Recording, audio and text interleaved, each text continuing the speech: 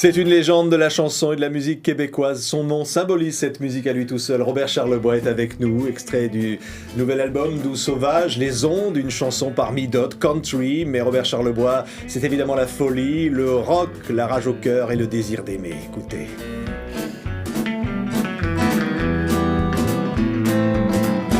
Quand j'entends cette chanson-là sur les ondes, du bout du monde, je téléphone à ma blonde, juste pour le fun de l'entendre me répondre.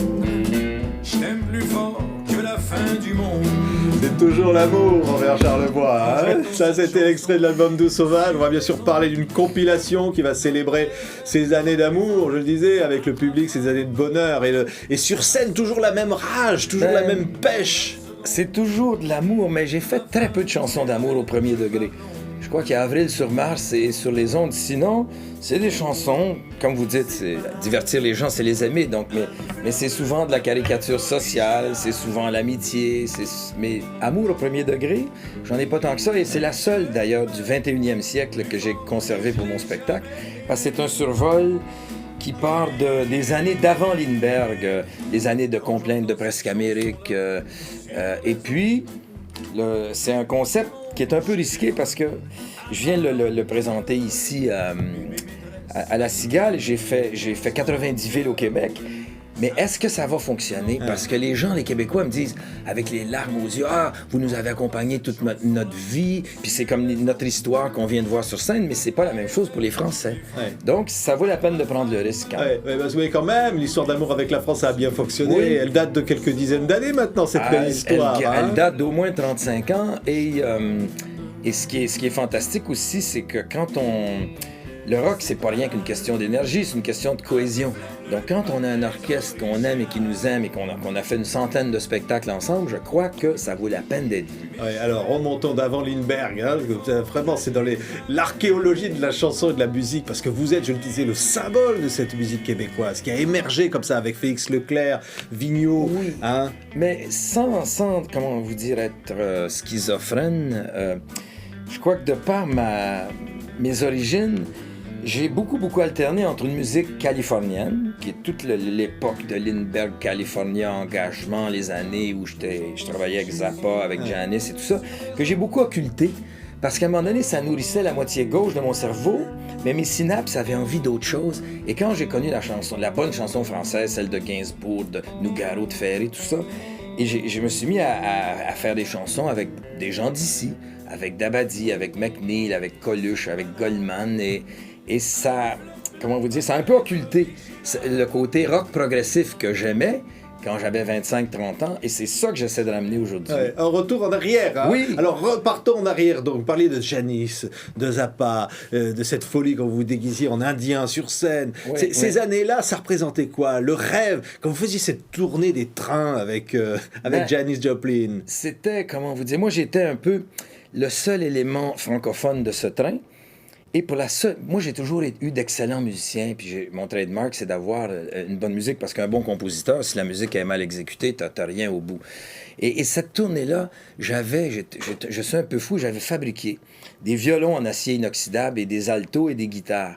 Et c'était beau, quand on ouvrait les étuis, tout le monde faisait « Ouah !» Et quand on se mettait à jouer, il faisait « Ouah !» parce que ça sonnait vraiment pas bien. Alors, pour une fois dans ma vie où j'aurais dû, parce que il y avait des gens, mais sur ce train, il y avait les Grateful Dead, il y avait Bonnie and Delaney and Friends, 10 Years After, il y avait Robbie Robertson, les musiciens de Dylan.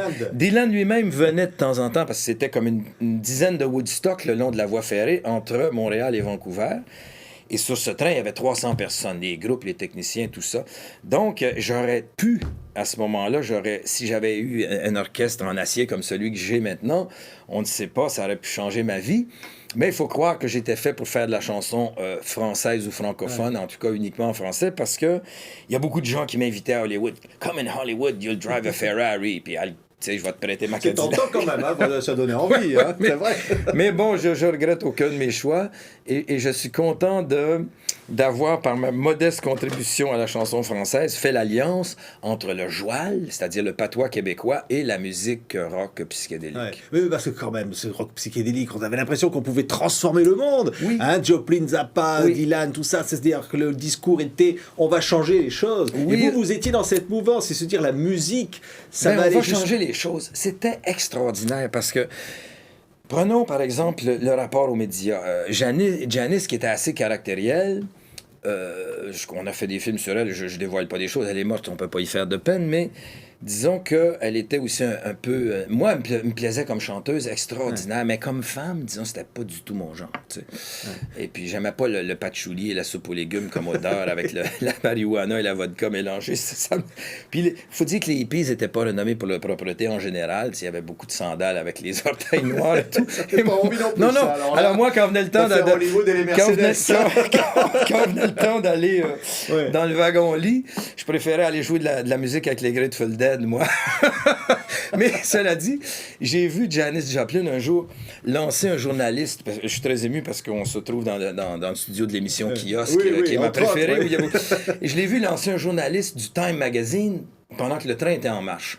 Alors, c'était évidemment l'événement dans le train. C'était pas ce que Janis avait raconté aux journaux, c'est qu'elle avait lancé le journaliste en dehors du train. Donc, pour être un journaliste, pour nous approcher, enfin, pour approcher cette faune psychédélique, il fallait déjà fumer un joint. Il y avait que les gars du magazine Rolling Stones. Les autres, c'était un peu comme si, du jour au lendemain, on disait, mais tous les artistes qui passent à la télévision, sur des chaînes généralistes, sont des ringards. Ouais. Et nous, on s'en va sur Internet, et à ce moment-là, on condamnait tout ce qui n'était pas psychédélique. C'était pour les parents, les grands-parents, etc. Il n'y avait que nous qui avions raison. Flower Power, Peace Love, Make Love Not War. Et c'était vraiment une ambiance extraordinaire. Et moi, à fréquenter ces gens-là, j'ai eu envie de faire du rock progressif. C'est-à-dire où la musique instrumentale a autant d'importance que la chanson. Et en France, on n'a jamais fait ça.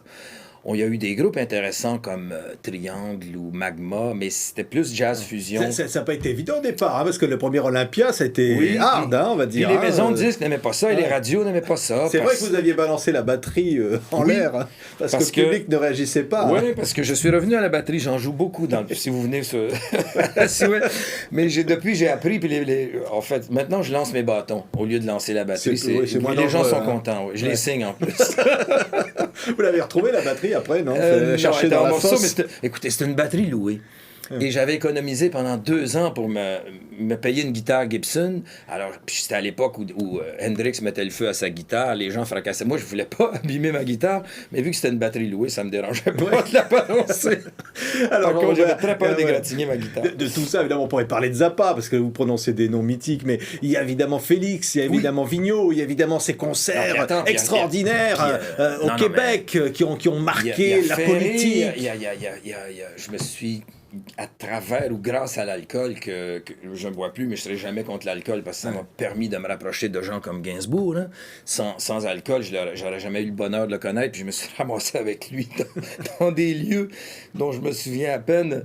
Vers 3 heures du matin, après avoir bien joué sur son orgue et son piano, on sortait, puis là, évidemment, on allait comme style bain-douche ou cœur samba, mais après ça, on allait dans des endroits où, à jeun, je ne serais pas resté 30 secondes et je trouvais ça fantastique, avec un verre dans le nez.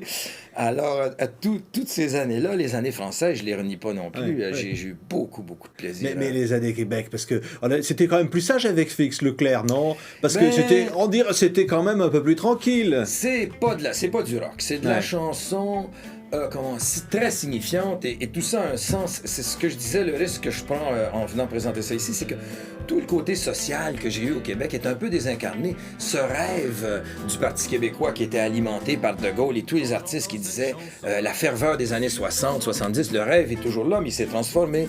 Et donc ça, les Français n'ont pas connu ça. Alors, ils viennent pas voir une vedette, en fait, ils viennent voir un musée. Ils viennent voir un musée un peu avec 40 ans d'histoire du Québec. Et tant mieux si ça leur plaît. Mais non, je ne regrette rien. Là, vous pourriez le dire, vous, Robert, quand même. Non. Parce que de toutes ces années-là, il reste quand même des amitiés, et puis des chansons, elles sont là aussi. Oui. Le passé, évidemment, me sert de tremplin vers l'avenir, et puis c'est ce qui fait qu'on a un présent aussi. Sans passé, on n'aurait pas de présent. C'est pour ça que le présent est un cadeau. Ouais. Alors, dans toutes ces chansons, évidemment, tout est quartier. C'est le titre de la compilation qui rappelle les années comme ça. Quand on revient là-dedans, on dit je veux de l'amour, je t'aime comme un fou, Lindbergh, California, Dolores. Il y a eu des histoires d'amour. Comment vient l'inspiration comme ça? C'est des itinéraires, des petits cailloux, ces chansons comme ça sur la route. L'inspiration, ça reste un mystère, ça. Mais je crois qu'il y a un seul ennemi à l'inspiration, et c'est le doute et le manque de confiance en soi, parce que tout est inspirant. Ouais. Le quotidien est inspirant. On s'inspire des gens c'est des rencontres magiques aussi, beaucoup de rencontres magiques dans ma vie. Ouais. Beaucoup de poètes, d'amis. Ouais. Et il y a une chanson sur l'album qui est un hommage à Sinatra aussi, qui s'appelle C'était une très bonne année. Quand j'avais 17 ans, c'était une très bonne année pour flirter tout l'été avec les filles, flâner. Finalement, la chanson, c'est toujours un message d'amour, et comme on le disait. Et même et puis cette chanson, tout écartillé, si vous regardez bien dans votre petit Robert commercial, écartillé, c'est la façon de dire écartelé, mais au 15e siècle. Ça vient du mot quart, et c'est la position du rocker et de la danseuse topless aussi. Alors, le musée Robert Charlebois qu'on vient visiter, mais qui nous amène quand même du rock et tout, nous amène aussi des formidables nouvelles chansons. Ce musée-là, il bouillonne quand même. Il est plus rock que jamais. Moi, j'ai pas vu mon spectacle. C'est mon grand regret. Vous êtes le seul, hein? Je suis le seul à pas l'avoir vu, mais il paraît que c'est mon meilleur. Oui. Pourquoi? Parce qu'il y a cette envie débordante d'énergie. Mais parce qu'il y a aussi une espèce de concept mise en scène minimaliste. On n'agresse pas. C'est le seul show rock que je fais où je vois personne faire comme ça. Ouais. C'est désagréable pour un chanteur quand tu commences ton show, les gens sont comme ça.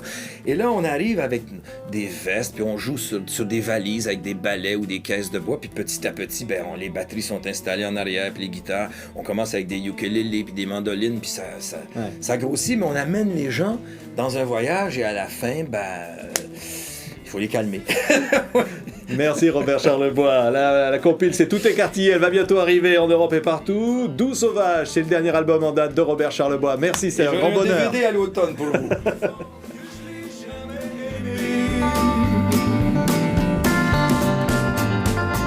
C'est banal, un peu fleur bleue, mais ce qui n'est pas normal, c'est que j'aime encore mieux la façon qu'elle a de m'aimer,